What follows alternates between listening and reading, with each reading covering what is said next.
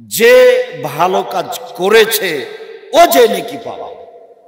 তাহলে তো যারা আল্লাহর পথে দাওয়াত দিচ্ছে সেইটাতে যদি ভালো কথা হয় আর সেই কথা যদি মানুষ আমল করে, সব মিলে যত নেকি পাবে, যিনি দাওয়াত দিচ্ছেন তিনি একাই তত নেকি পাবেন।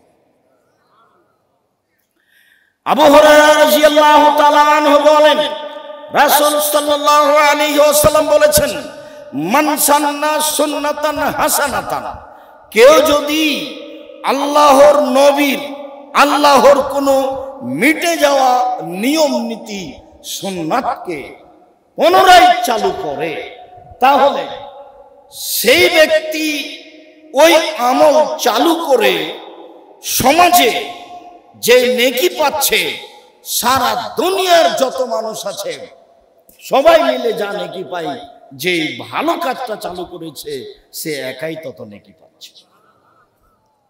রাসূল সাল্লাল্লাহু আলাইহি ওয়াসাল্লাম সৎ আলমের কথা এইভাবে বলেন, যারা সৎ কাজের আদেশ করে মন্দ কাজের নিষেধ করে তাদের জন্য অনেক ফলাফল, অনেক প্রতিদান রয়েছে। এই কথা মুহাম্মদ সাল্লাল্লাহু আলাইহি সাল্লাম বলেন। সম্মানিত দিনী ভাই বোন, বলছিলাম আল্লাহর পথে দাওয়াতের কথা, যা রাসূল সাল্লাল্লাহু আলাইহি সাল্লাম বলেছেন দাওয়াত দিলে মানুষ কি ফলাফল পাবে।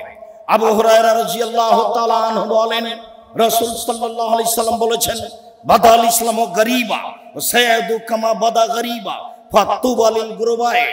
ইসলাম ছড়িয়ে পড়েছে সংখ্যালঘু অবস্থায়, ইসলাম ছড়িয়ে পড়েছে অপরিচিত অবস্থায়, ইসলাম ছড়িয়ে পড়েছে মানুষের নিকটে দুর্বল অবস্থায়।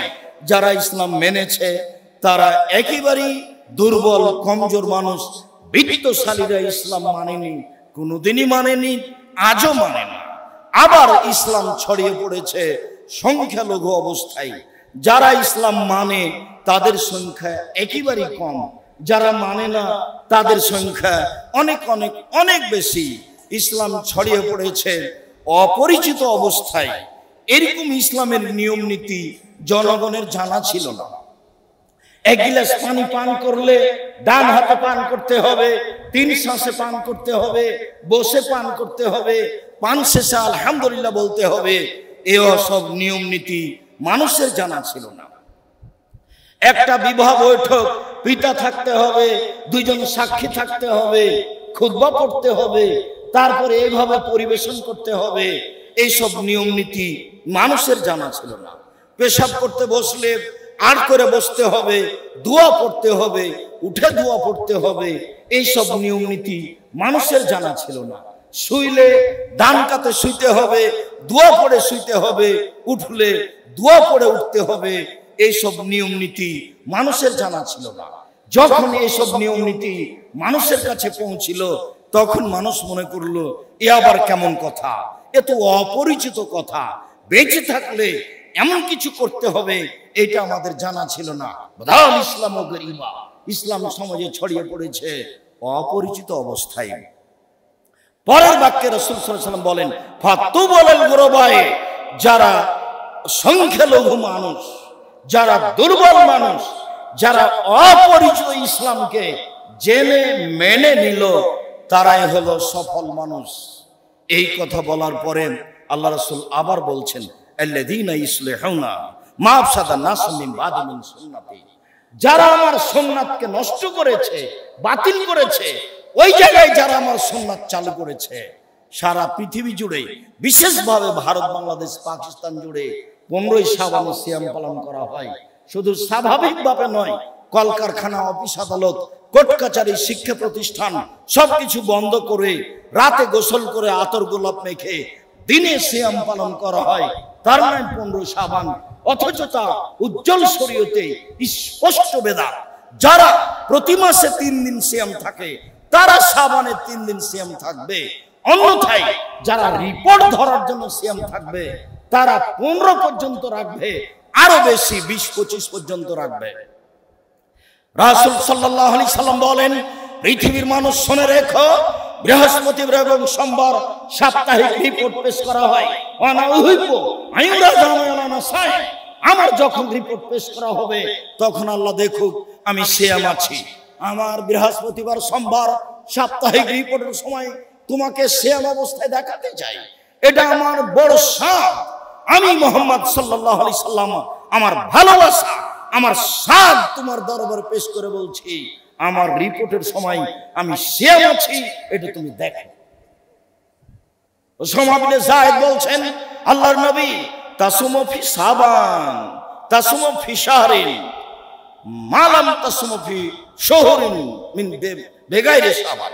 আপনি শাবান মতো যত শাবান মাসে যত সিয়াম থাকেন অন্য মাসে তো তত সিয়াম থাকেন না, ব্যাপারটা কি?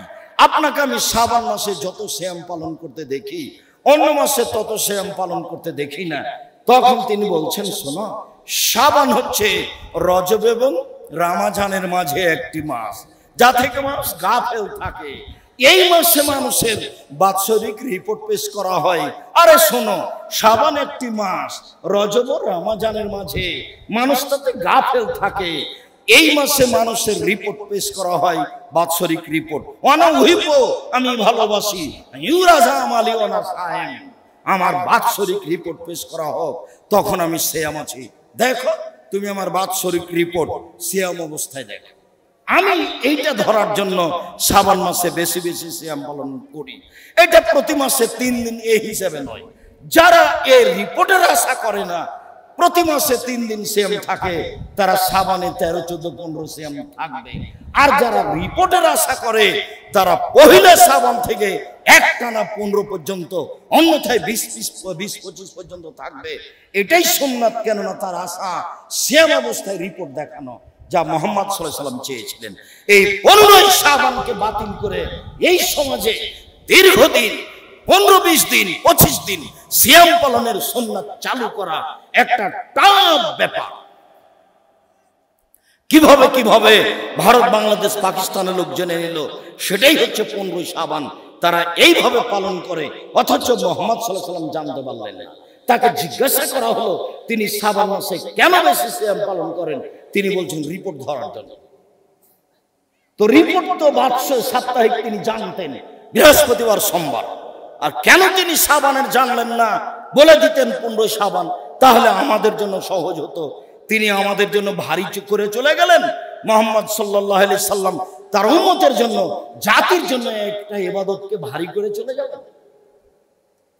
তাহলে এই 15 শাবান বাতিল করে 15 পর্যন্ত, 20 পর্যন্ত, 25 পর্যন্ত সমাজে এই সুন্নাত চালু করা মানুষের জন্য, যারা দ্বীন প্রচার করে তাদের জন্য অতীব জরুরি।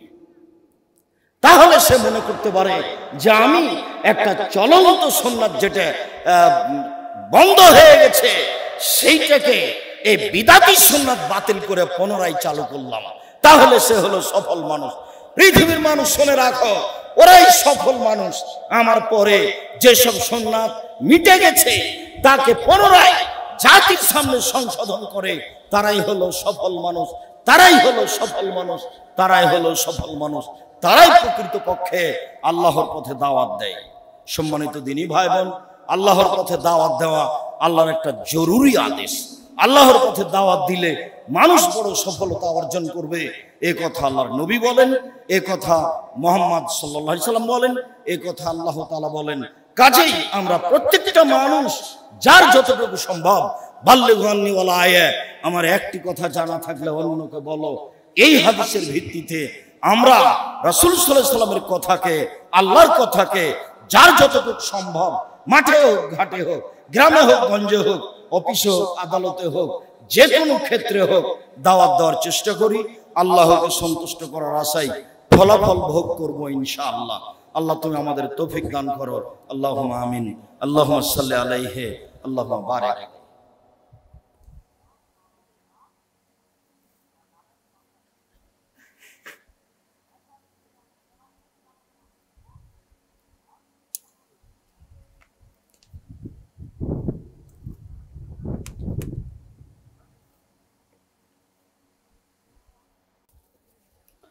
সম্মানিত দ্বীনী ভাই বোন, যারা আল্লাহর পথে দাওয়াত দিতে অলসতা করে তাদের ব্যাপারে রাসূল সাল্লাল্লাহু আলাইহি সাল্লাম অনেক বলেছেন।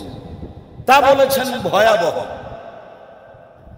আবু সাঈদ খুদরি রাদিয়াল্লাহু তাআলা আনহু বলেন, রাসূল সাল্লাল্লাহু আলাইহি সাল্লাম বলেছেন, মাসালুল মুদহিল ফি হুদুদিল্লাহ ওয়াল ওয়াকিফ ফিহা, যারা আল্লাহর বিধানে অলসতা করে আর যারা অন্যায় করে এদের উদাহরণ। যারা আল্লাহর বিধান প্রচারে অলসতা করে আর যারা অন্যায় করে, এই উভয় দলের উদাহরণ। যারা দাওয়াত দিতে অলসতা করে, থেকে যায়, গড়িমসি করে, আচ্ছা ওর কাজ ও করুক, আমার কাজ আমি করি, এইভাবে থেকে যায়। আর একজন অন্যায় করে, উভয়ের উদাহরণ। মাসাল কওমিন, এক সম্প্রদায়ের মতো। কোন সম্প্রদায়? ইস্তাহামু সাফিনাতান, এক সম্প্রদায় একটা স্টিমার, বড় নৌকা ভাড়া নিয়েছে, কোথাও যাবে। ফাসারাবাজহুম ফি আসফালিহা ওয়া সারাবাজহুম ফি আলাহা। তো এই সম্প্রদায়ের কিছু অংশ স্টিমারের প্রথম তলায় হয়েছে, আর কিছু অংশ উপরের তলা, দুই তলায় হয়েছে। ফায়ামুরু আলাল্লাযিনা ফি আসফালিহা আলাল্লাযিনা ফি আলাহা বিল মা, যারা নিচে আছে তারা উপরে পানি আনতে যায়। সাধারণত পানি উপরে থাকে, তো যারা নিচে আছে তারা পানি আনতে উপরে যায়। ফাতাযাউ বিহি, যার কারণে উপরের লোক কষ্ট পায়, ঝামেলা হয়, পানি পড়ে যায়, দেখতে খারাপ লাগে, ঝামেলা পাকায় ঘরে, দরজায়, রাস্তায়, তারা কষ্ট পায়। তারা কষ্ট পায়, তারা কষ্টের কথা বলে। এইটা মনে করে নিচের লোকটা নিচে এসে ফাখাদু ফাসান, একটা কুড়াল নিয়েছে, ওয়া জালায়ান করে ফিয়াসফালি সাফিনাতে, তারপরও নৌকার নিচের দিক ছিদ্র করতে লেগেছে, পানি বের করবে সেই জন্য। ফাতাহু, উপরের লোকেরা নিচে এসে বলছে, মালাকা, কি ব্যাপার, আপনি এরকম করছেন কেন? তখন লোকটি বলছে, তাযাইতুম বি ওয়ালা বুদ্দালি মিনাল মা, উপরে পানি আনতে গেলে আপনাদের অসুবিধা হয়, আর পানিরও তো খুব প্রয়োজন, পানি ছাড়া তো আমরা বাঁচতে পারবো না, চলতে পারবো না। যেহেতু উপরে গেলে কষ্ট হয়, কাজেই নৌকার ছিদ্র, নৌকার নিচের দিক ছিদ্র করে পানি বের করব, আমাদের তো বাঁচতে হবে, সেই জন্য নৌকার নিচের দিক ছিদ্র করছি। এই কথা যখন বলল, তখন রাসূল সাল্লাল্লাহু আলাইহি ওয়াসাল্লাম বলছেন, ফাইন আখাযু আলা ইয়াদাই, যদি ওরা এসে তাকে ঠেকায়, ফাইন আখাযু আলা ইয়াদাই, ওরা যদি তার কুড়োলটা নিয়ে নেয়, তারা তাকে ঠেকায়, ফানাজাউহু আনফুসাহুম, তাহলে লোকটাকেও বাঁচাবে, নৌকাতে যত লোক আছে সবাইকেই বাঁচাবে, তাহলে লোকটাকেও বাঁচাবে, তাহলে নিজেকেও বাঁচাবে। ওয়াইন তারাকুহু, উপরের লোক যদি নিচের লোকটাকে ছেড়ে দেয়, যাক তোমার যা ভালো লাগে তুমি তাই করো, তোমার সাথে আমাদের অত ঝামেলা করার, পেঁচাল করার প্রয়োজন নাই। এখন রাসূল সাল্লাল্লাহু আলাইহি ওয়াসাল্লাম বলছেন, আহলাকুহু ওয়া আহলাকু আনফুসাহুম, উপরের লোকগুলি এই লোকটাকেও ধ্বংস করবে এবং স্টিমারে যারা আছে সবাইকে ধ্বংস করবে। কিছুক্ষণ পরে নৌকা ডুবে গেলে সবাই মারা যাবে, কেউ রক্ষা পাবে না। হাদিস বুখারী মুসলিম। বাপ তো তাহাজ্জুদ পড়ে, বেটা তো নিজের মতো ঘুরে। বহু মানুষ বলতে চায় বেটা কথা শোনে না, বেটাকে কিছু বলে না। তখন আমি বলেছি যে ওই লোকটা তার ছেলেকে বলেছে যে বাজারে আসো, বেগুন নিয়ে আসো, 3 মণ বেগুন আমি জমি থেকে উঠে রেখে গেলাম, 10টার দিকে আসবা। ছেলে 11টার দিকে গেছে, 10টা পর্যন্ত আপনার বেগুন ছিল 500 টাকা মণ। আর যখনই 11টা বেজেছে, বাজারের গতিতে এখন বেগুন হয়ে গেছে 200 টাকা মণ। এই যে পিতা খেপে গেল, কত যে বলছে, তো দাঁত ভেঙে দেবো, তো দাঁত তুলে দেবো, তোকে আমি 10টার সময় ডেকেছিলাম, তুই দেরি করবি কেন? এই যে বাপ ঠিকই আছে, বাপ তো নিজ স্বার্থে ঠিক আছে, ধ্বংসের স্বার্থে ঠিক নাই। কেউ বুঝলো না, শ্বাস পর্যন্তই শেষ। কেন কেন কেউ বুঝে না। রাসূল সাল্লাল্লাহু আলাইহি ওয়াসাল্লামকে জিজ্ঞাসা করা হলো, আল্লাহর নবী সবচেয়ে বুদ্ধিমান কে? বলেন তো একটু, সবচেয়ে বুদ্ধিমান কে? রাসূল বলছেন যে মরণকে স্মরণ করে সেই সবচেয়ে বুদ্ধিমান। যে মরণকে স্মরণ করে সেই সবচেয়ে বুদ্ধিমান। তাছাড়া আর কে সবচেয়ে বুদ্ধিমান হবে? শ্বাস বন্ধ হলেই সব শেষ। এটা দিন রাত দেখছি, বুঝছি, তারপরে করে নাচ করি। আল্লাহ রাসূল বলছেন, যুরু কবরাকুম ফাইন্নাহু তুযাক্কিরু মাওতাকুম, পৃথিবীর মানুষ তোমরা কবর জিয়ারত করো, মরণ স্মরণ হবে। কালকে বাপকে কবরে রেখে গেলাম, আজকে রেখে এসেছি কবর দেখতে। আমার তো একটু পরে এমনই হতে পারে, যেমন শ্বাস বন্ধ তেমনি জমি জায়গা, অর্থ সম্পদের সাথে সব সম্পর্ক বন্ধ। জমি ছেলেরা ভাগ করে নেবে মারামারি করে, যদি শেষ পর্যন্ত দুই ভাই হয়, একটা ঢেঁকি থাকে, তাহলে কেউ কাউকে দেব না, কেটে ভাগ করে নেবে। এর নাম জীবন। এই জীবন নিয়ে মানুষ এত ব্যস্ত, ছেলেকে কিছু বলে না।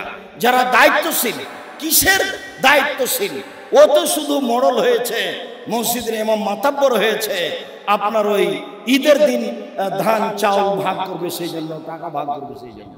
বিবাহের বৈঠকে কয়টা লোক লাগবে আর কয়জন জাত বরাতি যাবে, মহিলা যাবে, সেটাই হিসেব দিবে, তার নাম দায়িত্বশীল। অথচ দায়িত্বশীল হচ্ছে 5 ওয়াক্ত সালাত আদায় করে কিনা, সিয়াম পালন করে কিনা, যাকাত দেয় কিনা, এর নাম হচ্ছে দায়িত্বশীল। যারা চেয়ারম্যান মেম্বার আছে তারাও সরকারিভাবে দায়িত্বশীল। তারা এখন বিবাহের বৈঠক তারাই পরিচালনা করে, তালাক তারাই পরিচালনা করে। সমাজের সালাতের সাথে কোনো সম্পর্ক নাই, যাকাতের সাথে কোনো সম্পর্ক নাই, দান খেরাতের সাথে কোনো সম্পর্ক নেই, পরকালীন নিয়ম নীতির সাথে কোনো সম্পর্ক নাই। তাহলে এরা সবাই অলসতা করছে। তাহাজ্জুদ পড়ে লাভ হবে না। নৌকা ডুবে গেলে উপর তালা নিচে তালা সবাই ডুবে যাবে, যেমন দায়িত্বশীল জনগণ সবাই একসাথে জাহান্নামে যাবে, তেমন সম্মানিত দিনী ভাই বোন, এটাই কথা।